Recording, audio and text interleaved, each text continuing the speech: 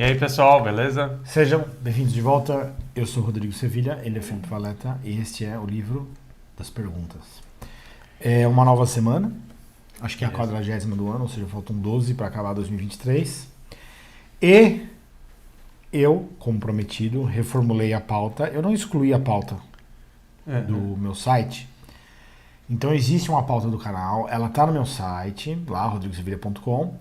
Só que como é que funciona? Ela tá assim, quando você entra nela, não tem data mais, tá? Então a pessoa clica a pauta do YouTube e aparece lá, livro das perguntas, todas as perguntas que estão na lista. Aí livro das alegações, todas as alegações estão na lista. E livro das tendências, também as tendências que estão na lista, certo? Hoje, o que eu quero fazer, tá? Só para as pessoas entenderem qual que é o meu esquema, qual que é o meu pensamento. Como a gente começou com o livro das perguntas, depois começou o livro das alegações e por último começou, agora mais recentemente, o livro das tendências, então eu pretendo fazer, se possível, um de cada e aí fazer um... Vai rodando, vai fazendo um rodízio. Então vamos começar com uma pergunta, que acho que é o playlist mais desatualizado que está é essa. Perfeito. E aí amanhã, se Deus quiser, a gente faz uma alegação e depois uma tendência e aí vai indo, tá? Perfeito. Então, por favor, Felipe, leia esta pergunta. Não tem papel mais, agora a gente vai ler direto no site. Perfeito. Bom, a pergunta é a 35ª, né? Nossa, bastante pergunta já.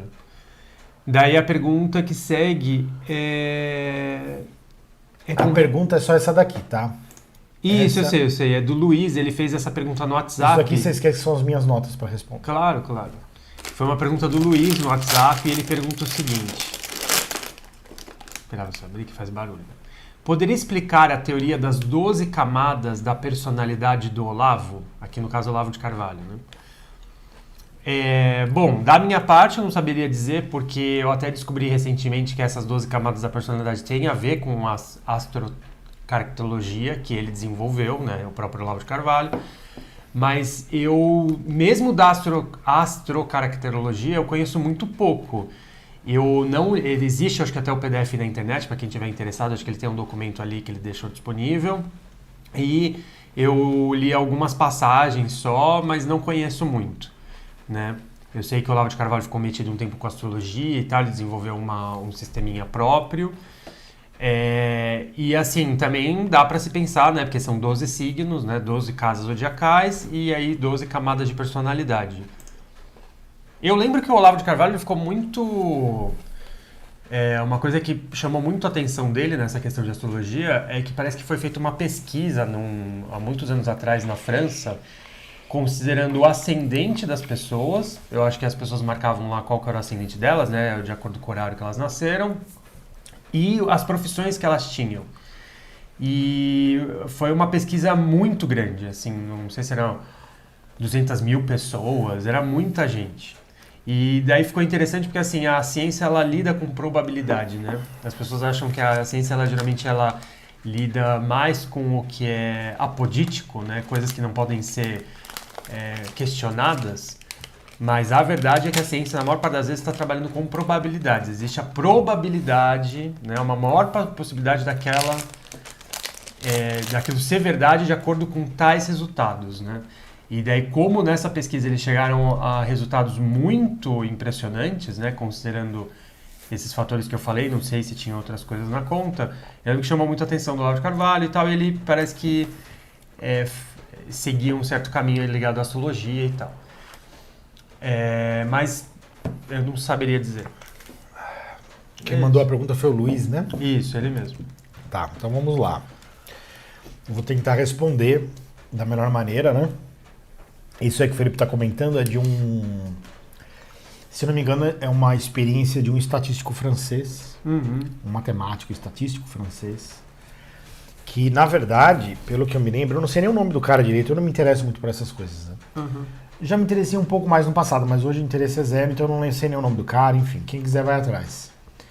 Mas eu me lembro que o Olavo falava disso daí, né? Que era um estudo feito por esse matemático estatístico francês que tinha o objetivo de desmentir a astrologia. Essa é a coisa mais engraçada, né? Mas, você veja, ele foi honesto, como um cientista de verdade tem que ser, né? como ele queria provar que não era verdade, ele teve que se confrontar que ele não conseguia provar. Na verdade, era o contrário.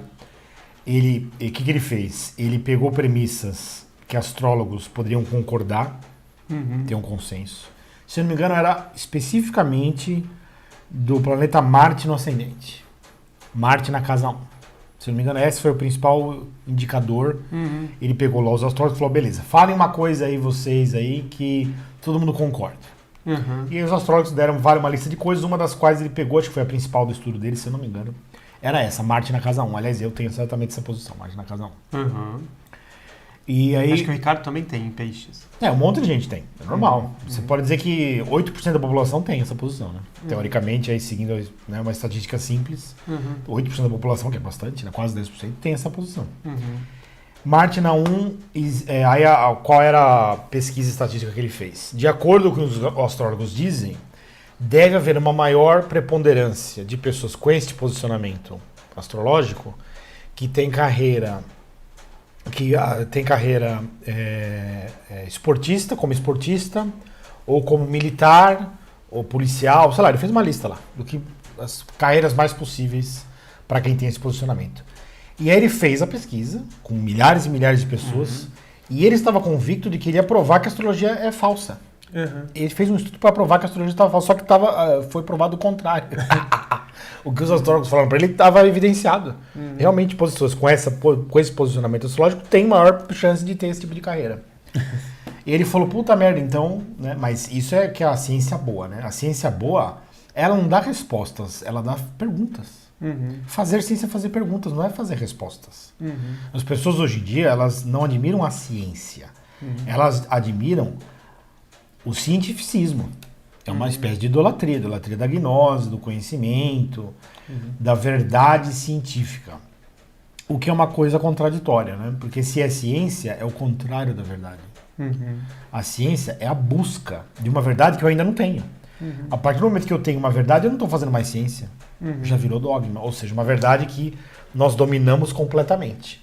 Então aí entra em todos aqueles temas que a gente já discutiu aqui antes, em vários outros vídeos, que é da diferença que existe entre os objetos de razão, né, os entes de razão pura, da abstração pura, que são perfeitos, que inspiraram, desde a época de Pitágoras até hoje, as pessoas a quererem o mesmo tipo de certeza em objetos que não são de razão, não são entes de razão, mas são entes de fato, ou seja, objetos da experiência que não podem ser submetidos ao mesmo grau de certeza. Né? E isso, os bons cientistas, eles verificam o tempo todo, né? Porque eles sempre têm teses, teorias provisórias, cuja premissa para ser reconhecido como tese científica é a falseabilidade, que é a teoria do Karl Popper lá, que falou, não, isso é Aristóteles, na verdade, não é nem Karl Popper, mas tudo bem, é a mesma coisa, né? Eles dizem assim, para você ter uma teoria científica, ela tem que ser provável como falsa, se for o caso, entendeu? Tem que ser possível contestar, senão é um dogma, né? É por isso que nós vivemos, nessa fase de cientificismo, uma espécie de alucinação coletiva, onde a casta científica vira um tipo de nova casta sacerdotal, os donos da verdade, e é o que eles não deveriam ser, né? Porque se você é um cientista, você é um buscador, não é um portador da verdade. É completamente diferente. O que mais estimula a pesquisa científica é a certeza de que você não sabe o que é a verdade. É o contrário do que as pessoas imaginam. Então, por exemplo, coisas que recentemente aconteceram aí, que eu não posso entrar muito em detalhes, mas vocês já devem saber o que foi em nome da ciência, foram alegadas várias medidas de proteção para salvar a humanidade, enfim. Em nome da ciência. Em nome da ciência, em nome da verdade, é contraditório, porque a ciência, por definição, não pode ter autoridade. É questionar. Autoridade advém de um dogma. Ciência é o contrário, você questionar o dogma, questionar a autoridade, questionar a verdade estabelecida. O que, aliás, nessa situação política social aí que a gente viveu, foi feito por muitos cientistas sérios. Assim como a questão da mudança climática, que agora é isso que a gente está vivendo, né? Como diria minha mãe, é a pandemia de aquecimento global, né? Então, ela fez a piada e a piada virou verdade. Ela fez a piada sem querer, né? Mas acabou virando verdade. Pandemia de aquecimento global. É a mesma coisa. Tem um monte de cientistas que questionam, não que tenha mudança climática, mas o fenômeno causador. Porque você está falando de coisas numa escala enorme, numa escala astrofísica até. O efeito do Sol e o campo magnético da Terra e não sei o que, enfim, é um negócio tão maluco. Isso que o nosso sistema solar, ele não tá, dizem, né? Que ele não está nem parado. Ele também está em movimento. E esse movimento dele, que vai o atualizando numa nova posição no espaço, não poderia ter algum efeito isso? Enfim, são N fatores. Tá? O próprio clima da Terra, você acha que é fácil? Você acha que é fácil?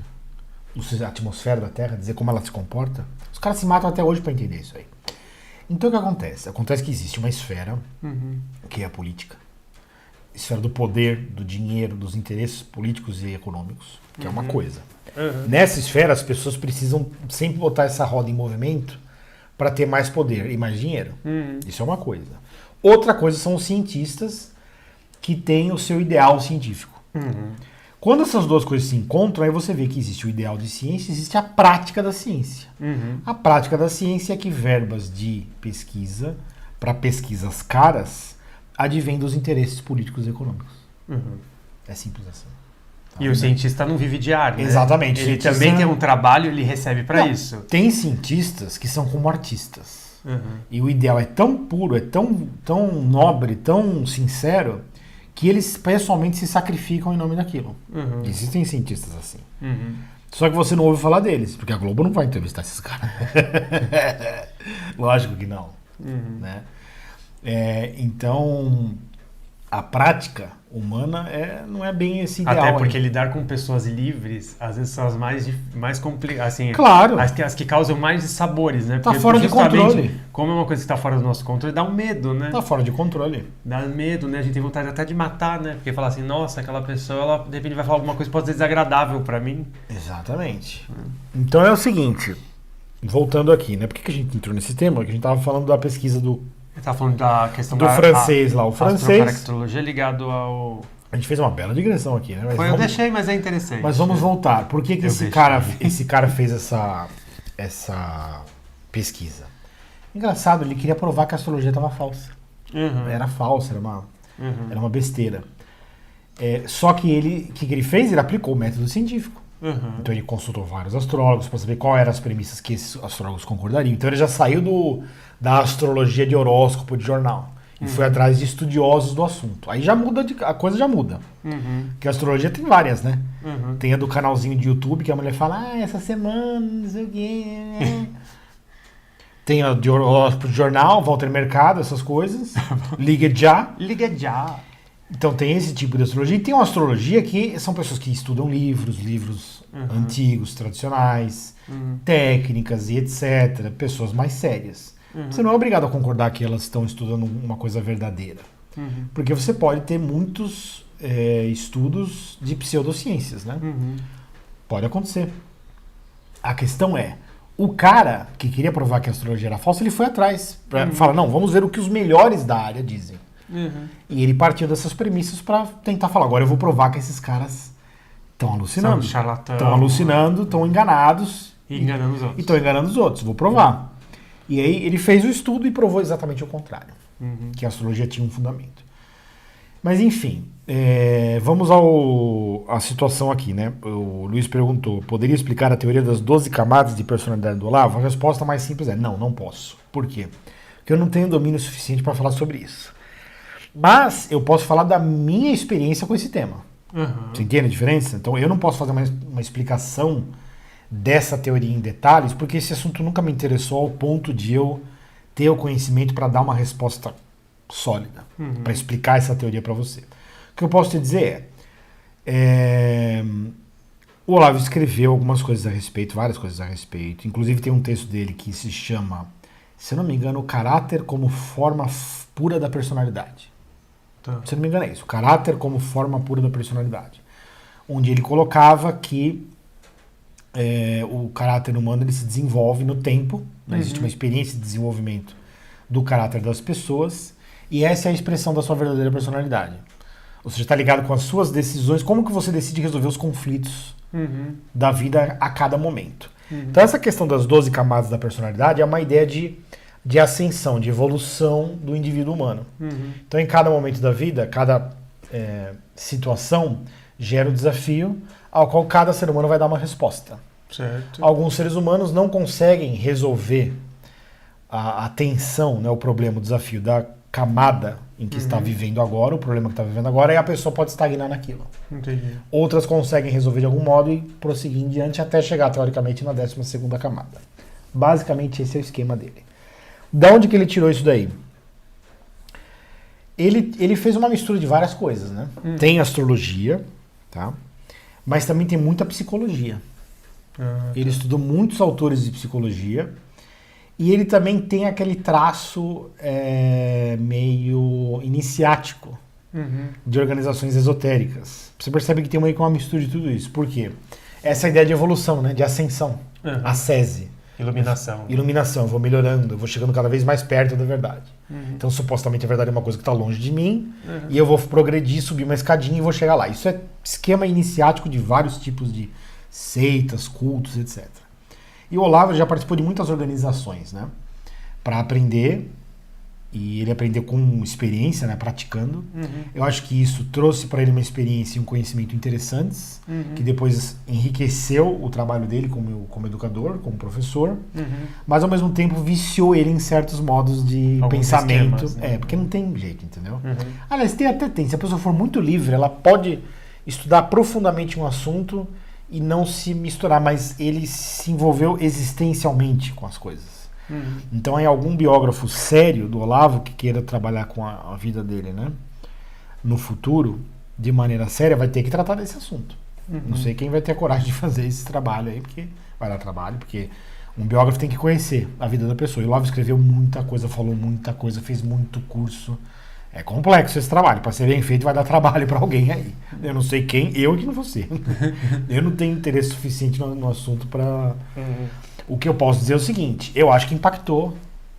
Como a participação dele nessas coisas foi existencial, teve um impacto que meio que virou um ranço para sempre, entendeu? Eu vou dar um exemplo aqui. Coisas que ele participou. Partido Comunista. Isso. O Olavo foi comunista no Brasil, na década de 60, né? Porque ele nasceu em 47, ou seja, na década de 60, que era a explosão do movimento revolucionário no mundo inteiro. A terceira via do Stalin, né? A solução stalinista da Revolução Cultural, Gramsciana, enfim. Né? Na década de 60, justamente quando o Olavo era jovem, um jovenzinho, era a época que a revolução estava explodindo para tudo quanto é lado, a Revolução Cultural. Né? Então o Olavo foi comunista nessa época. E foi comunista de participar das reuniões, estudar e estar lá junto com os caras.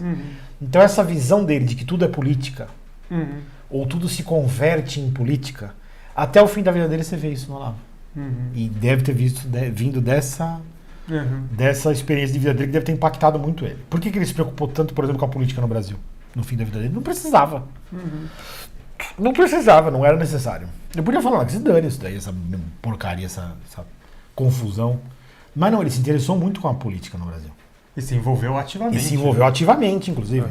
Por que ele até fez o isso? ponto daquela filha dele lá, uma das filhas, né? Ou uma, pelo menos, que detesta ele, até publicar um livro que ele era um mago do presidente da República, né? Que ela falou, nossa, meu pai, o guru do presidente. O guru, ela escreveu um livro chamado O Guru do Presidente. Isso. Mas meio que era mesmo, né? Eu não diria o guru do presidente, mas o guru do pessoal ao redor do presidente, com certeza. Né? O Olavo quis ser isso, né? Ele admirava, por exemplo, a relação que Aristóteles tinha com Alexandre. Ele achava que isso era a solução para o problema platônico. E Platão tinha a tese do rei filósofo. De que o próprio filósofo deveria ser o governante. Tô entendendo. E aí deu errado pro Platão. E Aristóteles tem a solução de equilíbrio, né? Que Aristóteles é o cara do caminho do meio, né? Nem muito para um lado, nem muito para o outro. Nem a renúncia total, que seria Sócrates. Sócrates é a renúncia total. Eu não sei de nada, eu não sou governante de nada, nem quero ser, esquece. Nós não temos autoridade. Era até meio mendicante, às vezes, né? Até o pessoal ajudava ele, né? Então, por isso que eu acho que Diógenes de Samos, né, que é o cínico, ele é muito mais o sucessor de Sócrates, moralmente, na parte da filosofia moral, do que Platão. Porque Platão queria treinar os governantes de Atenas. E aí o que acontece? Ele próprio, né, tem uma experiência ruim na parte da política, aí, o Platão, né? Platão chegou a ser vendido como escravo, né? Platão tem uma história na biografia dele, acho que ele foi para uma ilha na Itália, querer meio que fazer uma república. Ele ser o governante. Só que deu errado lá o plano dele. ele perdeu um conflito lá com as autoridades do local, enfim, alguma guerrinha, alguma coisa que teve, e ele acabou sendo vendido como escravo. Um aluno dele comprou ele depois. Pode pesquisar isso aí, se eu não me engano. Eu não sabia disso. Platão tem umas histórias malucas. Nossa, mas ele não era rico, inclusive? Não, Platão era rico, mas ele não tinha poder político, né? Ah, tá. Em Atenas, para ter poder político, você tinha que ter muito dinheiro ou muito poder. E, enfim, ele não conseguiu, também porque Atenas tinha um governo que tendia para a democracia, e o Platão não era a favor da democracia. Ele era a favor do, não, eu sou o filósofo, eu sou o dono da verdade aqui, vocês têm que me dar o poder.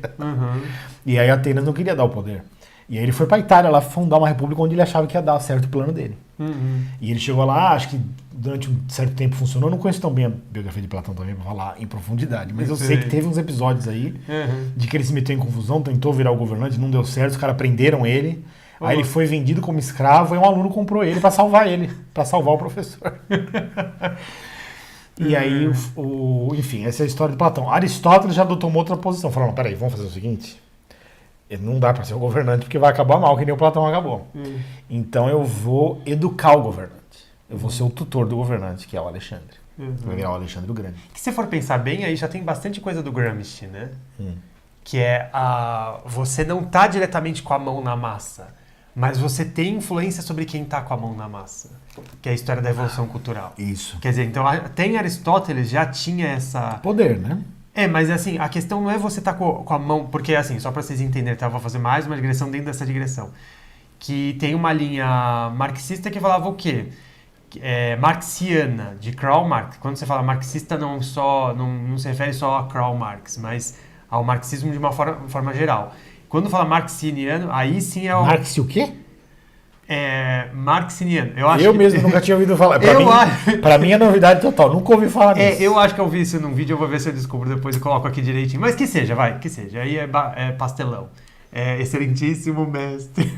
Amado mestre. Então, e daí meio rolando lero, né? Mas que seja. E daí, vamos aos fatos. O Karl Marx dizer que tem duas formas de você dominar o poder. Ou você galgando os degraus da via política, que nem o Lula fez, ou mesmo até de certo modo o Bolsonaro também fez, ou você faz por meio de uma revolução, que é que nem o Che Guevara fez lá em Cuba, né? Ou pelo menos tentou, enfim. E daí...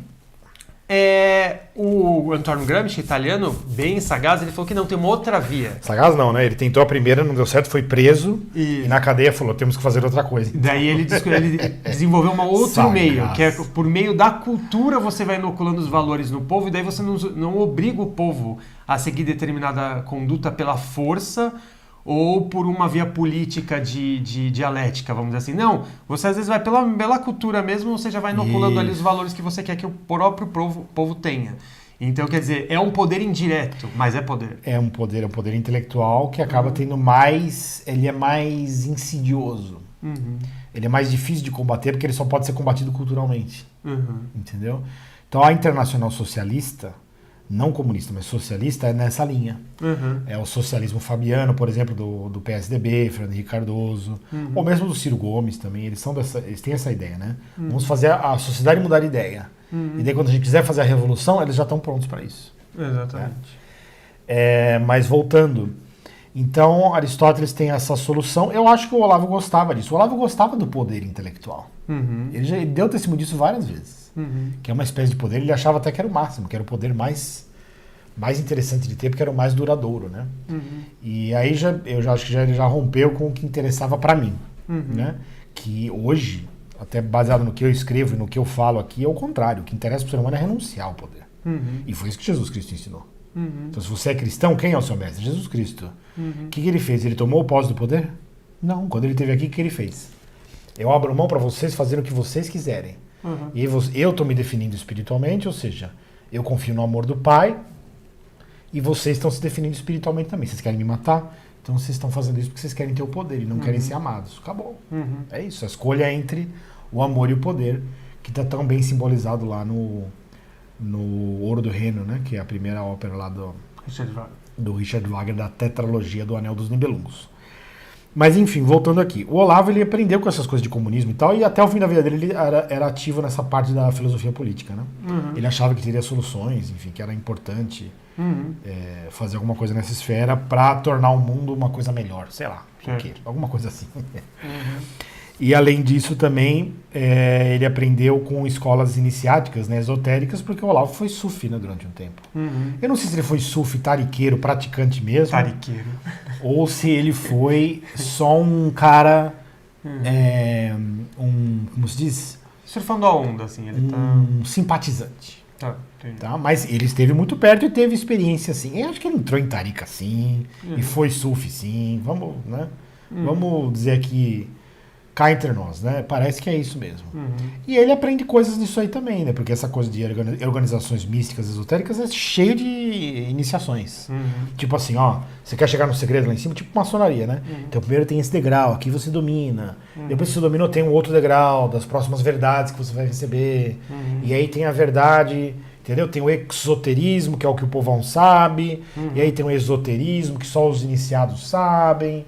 E ele parece ter o meu gosto por essas coisas também. Né? Então, por mais que ele tenha desejado se livrar dessas influências no futuro, e em alguns pontos da obra dele parece que ele tentou mesmo, ficaram traços, até o fim da carreira dele ficaram traços desse tipo de pensamento, né? Derivado dessa experiência que ele teve. Enfim, quando ele produziu essa astrocaracterologia, foi uma aplicação dessa teoria do caráter como forma pura da personalidade, e ele juntou tudo isso, inclusive pesquisa na área da psicologia. Tanto que nesse texto dele, que ele fala da astrocaracterologia, que é uma técnica derivada dessa interpretação do caráter como forma pura de personalidade, ele cita muitos autores psicólogos. Tipo Jung, acho que até Freud, como é que é o nome? O Viktor Frankl, entre outros. Ele gostava de psicologia, o Olavo gostava disso. É um dos temas também que ele se aprofundou até certo ponto. Muito mais, por exemplo, do que eu gostaria de me aprofundar. E aí o que acontece? Acontece que no fim sai esse negócio chamado astrocaracterologia, tá? Em que tem essa ideia de que você vai evoluir na vida e definir o seu caráter conforme você resolve os problemas de cada camada. As camadas em si são inspiradas num esquema astrológico. Por isso que são 12 e ele fala de astrocaracterologia. E aí dá para entender, né, que essa organização simbólica ela é muito forte. Ela funciona muito bem. Né, separar a vida humana em 12 departamentos, em 12 áreas. Né? Funciona tão bem que até no meu livro eu até uso uma inspiração simbólica da astrologia para separar os assuntos. É apenas uma inspiração, não tem nada a ver com a astrologia, mas é inspirado no esquema simbólico, que é muito, muito fácil de usar. Depois que aprende a ver as coisas dessa forma, fica muito fácil. Né? As 12 casas, né? Mas o que acontece é o seguinte, aqui tem um problema, né? Aí eu vou falar já da minha experiência com isso aí. Né? Primeiro eu vou falar das minhas impressões e depois particularmente das minhas experiências. A impressão negativa que eu tenho a respeito disso é o seguinte, e aí é uma violação da astrologia, até. Né? É engraçado, tem uma coisa que vai junto e tem uma coisa que parece ser uma violação. O que vai junto é essa ideia de que você tem que passar por certas coisas para avançar. Isso a astrologia também tem, é uma coisa ruim da astrologia.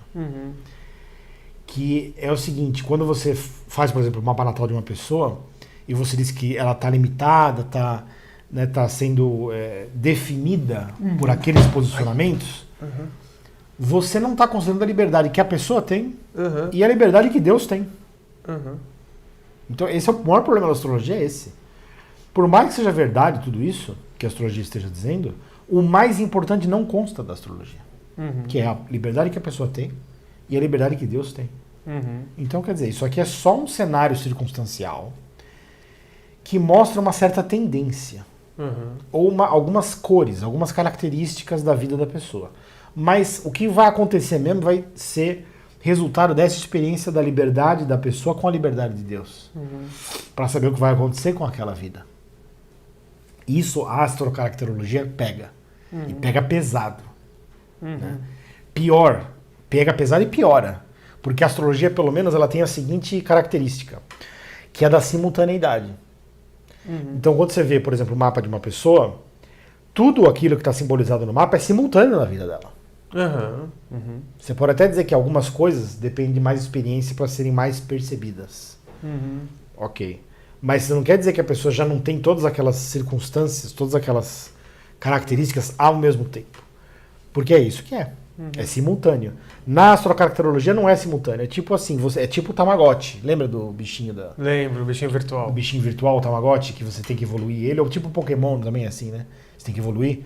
A astrocaracterologia é praticamente assim. Ele tá dizendo assim, não, você tem que passar por certas coisas para chegar no próximo estágio. Como se fosse um videogame. Isso vem com certeza da experiência iniciática que ele teve com o esoterismo. Por exemplo, o Sufi. Com certeza. E é interessante que a própria astrologia não dá a entender que as coisas são assim. A astrologia dá mais uma ideia de simultaneidade, é tudo ao mesmo tempo. Não é uma coisa antes para depois vir a outra. Entendi. Então aqui ele puxou da psicologia, com certeza. Né? E é a parte mais triste. Os gatilhos, né? Não, e é a parte mais triste, por quê? Porque desconsidera a liberdade que o ser humano tem. Né? Então, como se você fosse um bichinho. E um tanto da astrologia trata a vida humana dessa forma. Não tem jeito. Certas coisas você vai ter que passar por isso, por aquilo. Como se fosse um trilho que você está preso a ele. Né? De certa forma, o seu organismo psicofísico está preso a esse trilho. Essa é a parte que mais funciona. Tanto da astrologia quanto da astrocaracterologia. Mas quando você vai ver a parte espiritual, não tem nada a ver. Não tem nada a ver. Você está livre para a qualquer momento relativizar, por exemplo, a camada em que você está vivendo, para usar o termo das 12 camadas da personalidade, a qualquer momento você pode relativizar a camada que você está vivendo para ter uma percepção espiritual que transcende isso. Tem uma passagem que me falaram uma vez, não sei se é verdade, porque até eu desconfio um pouco da fonte, mas foi dito que o Sócrates, quando perguntaram para ele sobre astrologia, né, e mapa natal, ele falou assim, quando eu nasci eu tinha aquele mapa. Aquelas características é de quando eu nasci, depois já não é mais, né? Então eu acho assim, é divertido até, e parece até às vezes tem um pouco a ver com isso, mas é de fato, né? O ser humano deve ser visto como um bicho ou como um ser criado livre por Deus? O mais importante está fora, tanto da astrologia quanto da astrocaracterologia. Então, o que eu posso dizer aí pro Luiz, que perguntou, explicar a teoria das 12 camadas? Eu não posso explicar muito porque eu não tenho tanto domínio. E eu não quis ter porque eu já percebi que esse negócio está muito fraco. É muito psiquismo, entendeu? É muito entendimento humano do que a vida humana é.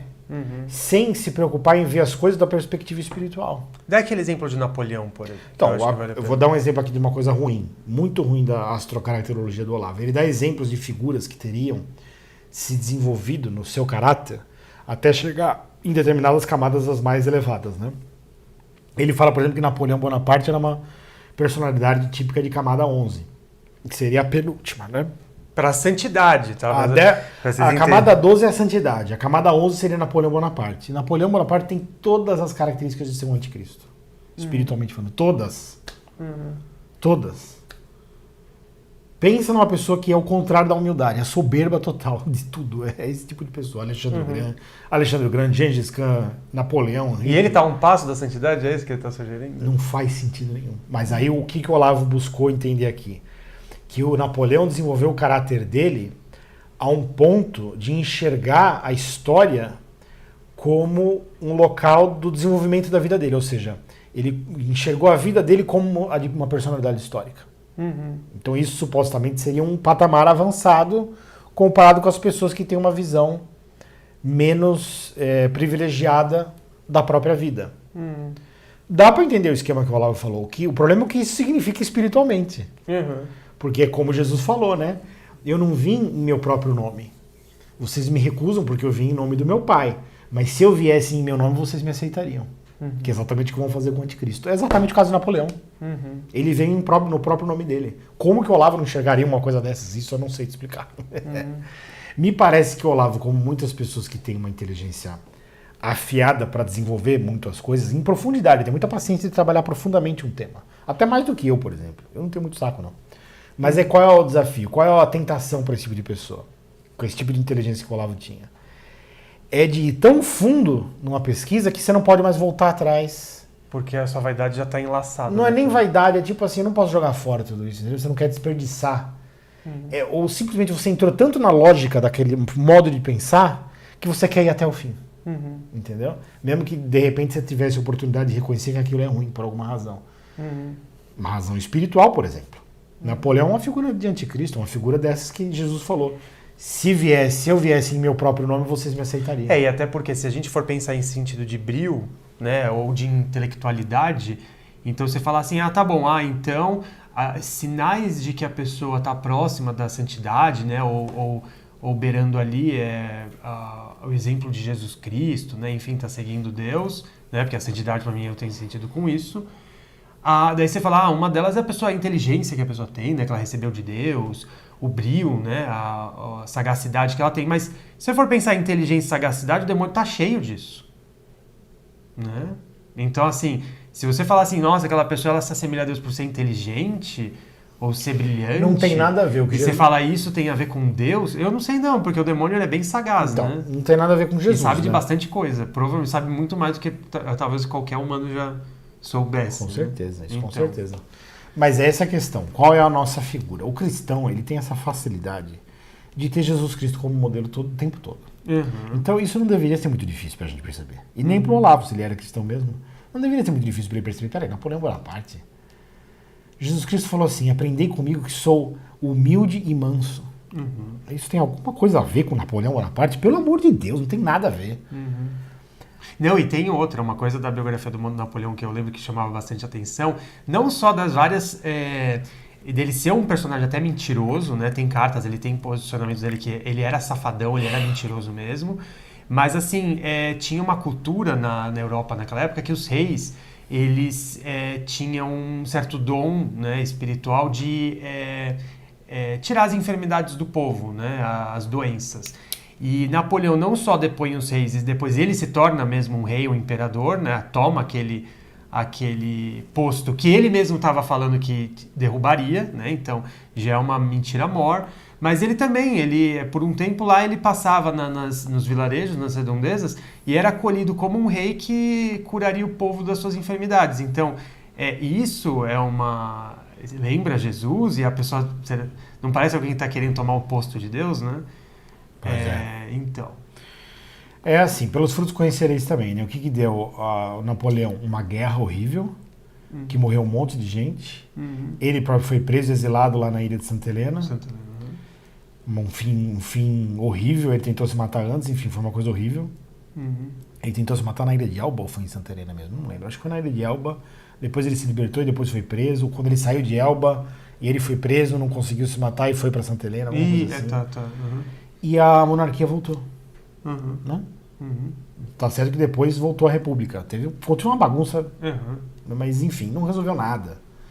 Então assim, não dá, entendeu? Não dá. Sinto muito, mas não dá para acreditar nessas coisas aqui das camadas da personalidade pelos próprios exemplos que o Olavo dá. Quando ele fala da 12ª camada, ele cita os santos, entre os quais o Pio de Petreutina. O Pio de Petreutina, de quem eu não tenho medo, porque eu só tenho medo de Deus, era um cara cheio de sinais e prodígios, né? Porque ele tinha conhecimentos que ele não poderia ter, então a pessoa ia se confessar e ele já sabia todos os pecados da pessoa, e meio que facilitava a confissão, né? Quando a pessoa estava com dificuldade, porque ele tinha uma filha enorme, né? E a pessoa, então, você fez isso, né? Então tá bom, é disso que você se arrepende? Então tchau, tá absolvido, vai embora. Próximo. Então isso impressionava as pessoas, que ele tinha um conhecimento que ele não deveria ter. E também as curas, né? As chagas, né? Bilocação. O sinal das chagas, depois bilocação, e milagres de monte. Testemunho de piloto que via ele no céu. Né? Milagres e prodígios de monte. E milagres e prodígios, de acordo com o próprio testemunho de Jesus Cristo, também não é o que leva a Deus. E assim, não querendo sugerir nada aqui, tá? É só pensando como possibilidades. Mas é dito, né, que se o demônio quiser se travestir como um anjo de luz, ele pode, ele tem essa permissão. Não, e tá dito no Apocalipse que o anticristo vai enganar muitas pessoas com isso aí de portentos, de prodígios e milagres. Então não é esse o sinal de Deus. O sinal de Deus é a bondade, o perdão e a misericórdia, não é o poder. Porque para Deus poder não é nada. Para nós poder é muito, porque nós somos idólatras. Nós somos fracos e idólatras. Então, para nossa raça de traidores, o poder é uma coisa fantástica, porque a gente não tem. Mas Deus tem aquilo infinitamente. O que Deus quer mostrar é o amor dele, porque isso é que faz a diferença entre ele e todos os outros demônios, os outros falsos deuses, os ídolos. Então, eu não sei o que fazer com o Padre Pio de Petreutina, entendeu? Para mim, santidade é talvez é um tanto diferente do que o Olavo diz quando ele fala da 12ª camada da personalidade, né? E, enfim, não gosto do esquema, não gosto dos exemplos que o Olavo deu, muito travado, tipo as 12 casas, sabe, do Cavaleiro do Zodíaco? Você tem que, para chegar na estátua da deusa Atena, você tem que passar pelas 12 casas e pelo salão do grande mestre, entendeu? Tipo videogame, a sese de seita esotérica, eu não tenho nada a ver com isso, não quero ter nada a ver com isso. Para mim, Deus não colocou o ser humano nessa situação, é o ser humano que se coloca nessa situação porque ele quer ser orgulhoso dos poderes dele. E dos méritos dele, e da ascensão dele. Não tem nada a ver com o que Deus quer para nós. Essa é a minha posição, tá? Sobre esse assunto. Tive alguma experiência com isso? Tive, porque eu estudei esse texto da teoria das 12 camadas, né? O caráter como forma pura de personalidade. Também estudei o que alguns alunos do próprio Olavo falaram a respeito da astrocaracterologia. Assim como eu estudei e pratiquei um pouco, me consultei com relação à astrologia natal, nenhuma prática divinatória, não é astrologia horária, consultas de astrologia natal também com alguns alunos do Olavo, e até um negócio que alguns alunos desenvolveram lá no Paraná que chamava bioiatria. Eu também me consultei com isso só para experimentar, só sem compromisso, só para saber o que era. Não gostei de nada disso. A minha experiência prática com essas coisas, não gostei de nada. Muita enrolação. E eles falam muito de teoria. Porque a teoria diz que é assim e assim. Quando vai falar da sua vida, não tem o que dizer. Tanto a astrologia natal, quanto a astrocaracterologia, quanto a bioiatria. Eu não senti que eu estava sendo cuidado. Certo? Porque, por exemplo, vamos supor que alguém dissesse assim, eu quero tirar um instantâneo espiritual. Eu não falei da EMD, eu da imunodinâmica, né? Vamos supor que você queira usar aquela técnica com você. Qualquer pessoa pode sentar aqui agora e falar, vamos fazer isso aí. Vai levar 1 hora, 2, não tem problema. Eu faço de graça, inclusive, porque eu quero praticar. Vamos tirar o instantâneo, tirar a sua nota e ver o que acontece. Eu acho isso legal. O meu objetivo não é confirmar a teoria, é cuidar de uma pessoa que está com dúvidas. Para fazer essa autoanálise espiritual. Eu nem seria analista, eu seria só um guia, né? Um tutor para você fazer uma autoanálise. O objetivo é cuidar da pessoa. Eu não me senti cuidado por nenhuma dessas práticas aqui. Nem bioiatria, nem astrocaracterologia, nem nada disso aqui. E te ajudou também a se autoconhecer? Não, eu sempre gostei do autoconhecimento, mas não me ajudou muito. Porque eu acho que isso poderia ser um tipo de cuidado indireto, né? Algumas coisas eu aprendi, mas são coisas que eu teria aprendido por outros meios também. Entendeu? Não veio nada único que, nossa, isso aqui... Não. Não. Entendeu? Essa é a minha experiência, tá? Então, não é muito boa, não foi muito positiva, mas os textos estão à disposição. Eu tenho certeza que tem alunos do Olavo que podem falar sobre esse assunto com mais propriedade, com mais conhecimento e defender a tese do Olavo. Porque o Olavo tem defensores das ideias dele até hoje. É o que não falta. Então, pode procurar alunos antigos que praticam e pesquisam e estudam, blá, blá, blá. Se o Luiz, né, que perguntou, quiser ir atrás, pode ir. Eu não vou poder te dar isso, porque eu mesmo não me aprofundei, porque eu não quis. O que eu vi, eu não gostei. Esse negócio de que, não, para você chegar no objetivo, você tem que... Né? Isso é muito ao que o mundo já me oferece, sabe? O mundo já me oferece isso, você tem que fazer isso, você tem que ir na escola, aí você aprende uma profissão, aí você tem uma carreira, aí você arruma uma mulher, aí você casa, aí você tem filhos, aí não sei o que lá. Eu já briguei com isso faz muito tempo já. Eu não sou um bichinho pra você colocar numa máquina ali no como é que chama? No labirinto, né? Um ratinho. Os ratos que ele põe no laboratório, no labirinto. Você quer o queijinho lá no fim, então você tem que encontrar o caminho. Enfia o caminho no cu, o queijo no cu, o labirinto no cu. Eu não quero fazer nada disso. E eu não sou obrigado. Porque eu já sou amado por Deus. Então, eu tenho uma vida boa, por quê? Se eu não fui atrás do labirinto lá, do queijo no labirinto. É porque Deus me ama. Então, eu não preciso de nada disso, ninguém precisa de nada disso. Essas são coisas que o ser humano inventa porque ele tem uma psicologia de escravo, uma psicologia de pessoa cativa. Ele quer ser escravo do poder e da maldição, como está escrito na Bíblia. Tá? E mesmo pessoas muito inteligentes, Olavo de Carvalho, quem for, se quiser fazer isso, vai fazer. E vai fazer inteligentemente ainda. O que talvez seja a coisa mais tentadora, porque vai convencer os outros que tem alguma verdade por trás. Mas qual é a crença por trás da astrocaracterologia? Teoria das 12 camadas de personalidade. Qual que é a sabedoria por trás disso? Teoricamente, é a crença de que você está preso. E que você vai se salvar pelas suas capacidades. Você está preso e você vai ter que se salvar pelo seu mérito. Ou seja, Deus não está vindo te salvar. Ih, você está perdido. Deus não tem salvação nenhuma para você. Você vai ter que seguir lá, passar pelas 12 casas dos Cavaleiros de Ouro. Apanhar que nem um condenado, para no fim, quem sabe, derrotar o grande mestre e chegar no salão da Saori Kido lá da Atena. Pelo amor de Deus, né? Eu sei que eu tô usando uma figura, como se diz? Pitoresca. Eu tô fazendo uma coisa, tô esculachando, né? Mas eu realmente não gostei, tá? Quando eu estudei isso aqui, o que eu estudei eu não gostei. Falei, isso aqui tá muito ruim. Não dá pra dizer que, como é uma coisa muito grande, né? Extensa, porque o Olavo escreveu um monte. Isso também é foda no Olavo. Tudo que é dele dá trabalho para estudar. Porque é um monte de livro, um monte de curso, um monte de coisa. Dá trabalho, não é fácil. Mas você não pode tornar isso um motivo para você se escravizar por essas coisas. Né? Talvez até o Olavo tenha aprendido essa técnica involuntariamente ou semi-conscientemente e tenha praticado sem saber. Estou até sendo bonzinho aqui, tá? Porque ele também poderia ter praticado sabendo que ele estava fazendo isso.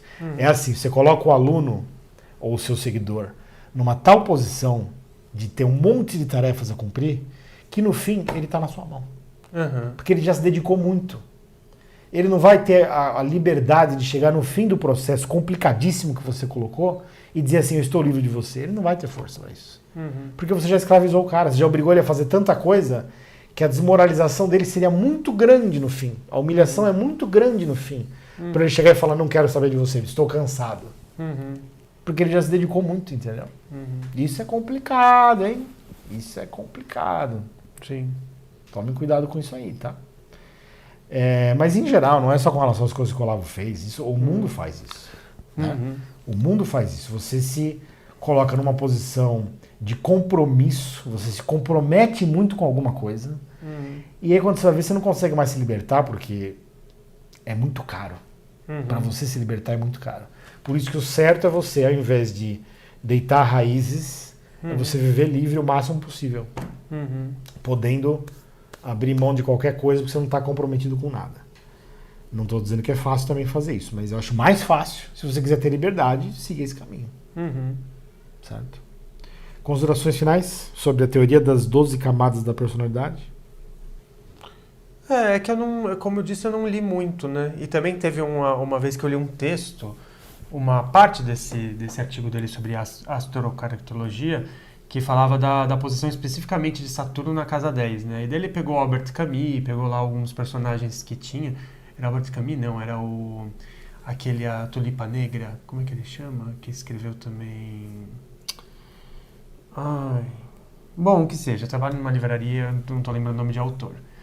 Mas ele pegou lá alguns personagens que tinham esse aspecto, como eu tenho, e eu não sei, assim, achei um pouco forçado, assim, é interessante porque coloca se trabalham outros níveis, outros aspectos ali, mas eu não sei, assim, também não sei se acrescentou muita coisa, e é o que você falou, é carregado de um psiquismo, né?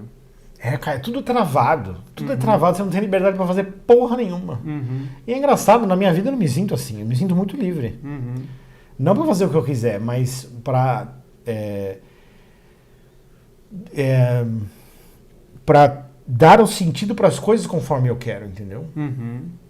É uma liberdade interior. Esse tema aqui não dá muita liberdade interior, não. Você tá tudo travado, entendeu?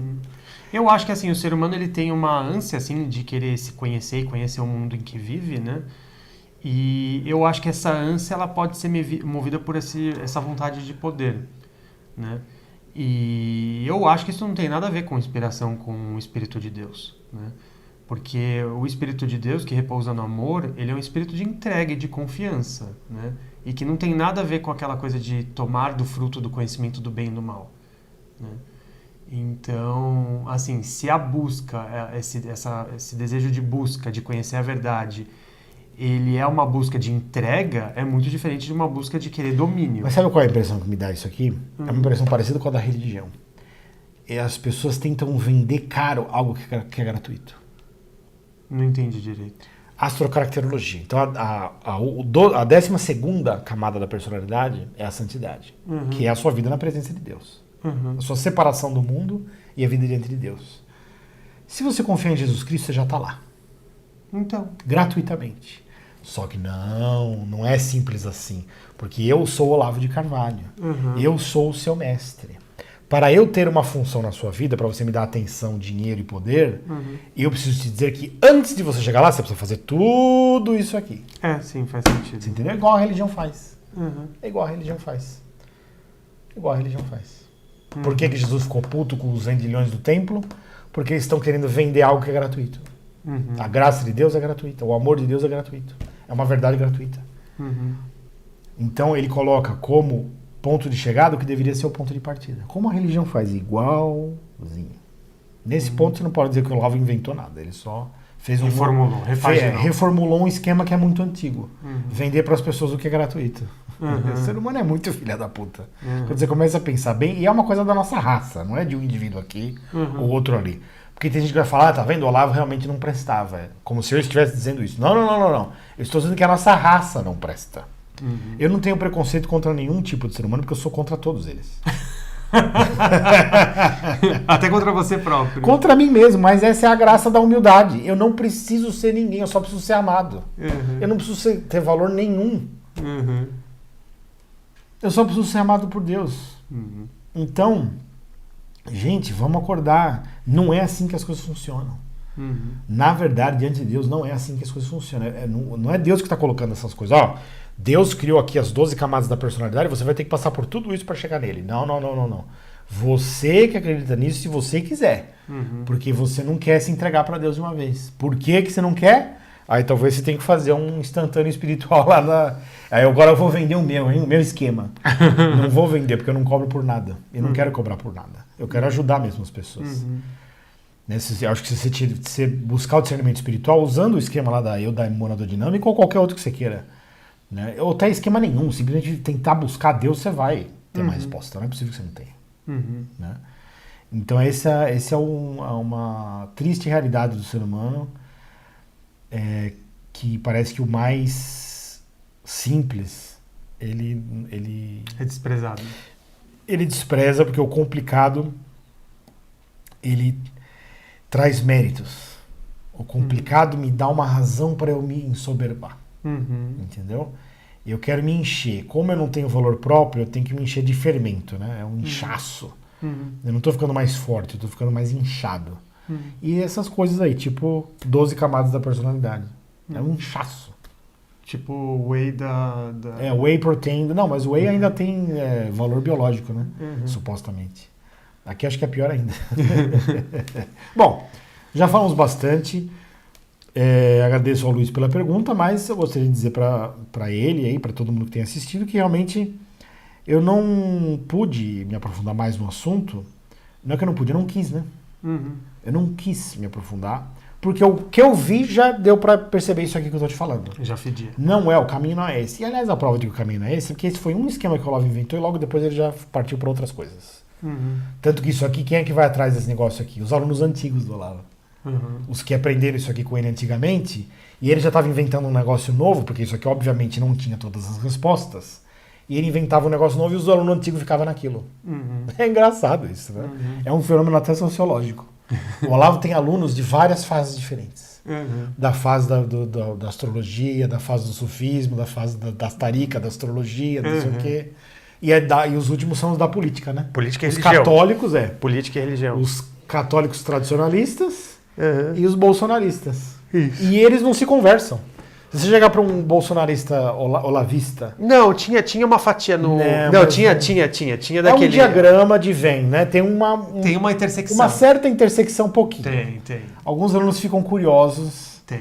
Mas são grupos diferentes, são fases. Naquela época que eu estava lá com a Henriette Fonseca e tal, vendo aulas de teologia, tinha uma secção ali que era de pessoas conservadoras, católicas, família e tararã, e ligados a Bolsonaro e aquele projeto pró-vida, enfim. Tá? Cuidado que existe mais de um pró-vida, tá? Enfim. Falamos bastante, espero termos contribuído com alguma coisa aí para o esclarecimento da questão, embora não tenhamos domínio dela e não queremos ter, já explicamos até porquê, né? Isso. Quer dizer, eu digo por mim, o Felipe também disse por ele, cada um com as suas experiências, tá bom? Muito obrigado pela questão e até a próxima. Amanhã a pergunta, o que a gente vai fazer vai ser uma alegação, deixa eu até ver o que está na fila aqui, amanhã, embora a gente vá gravar esse vídeo logo em seguida, é a número 7. Jesus, alegria dos homens. Por que tem essa expressão Jesus? Eu acho até bem pertinente a gente falar disso agora. Pode ser, já vem com o problema, agora vem a solução, né? Jesus, alegria dos homens. Então essa é a alegação que a gente vai gravar no vídeo de amanhã, que na verdade a gente vai gravar agora, mas para vocês vai ser amanhã, tá bom? Muito obrigado a todos e até a próxima. Falou, pessoal. Tchau, tchau. Tchau, tchau.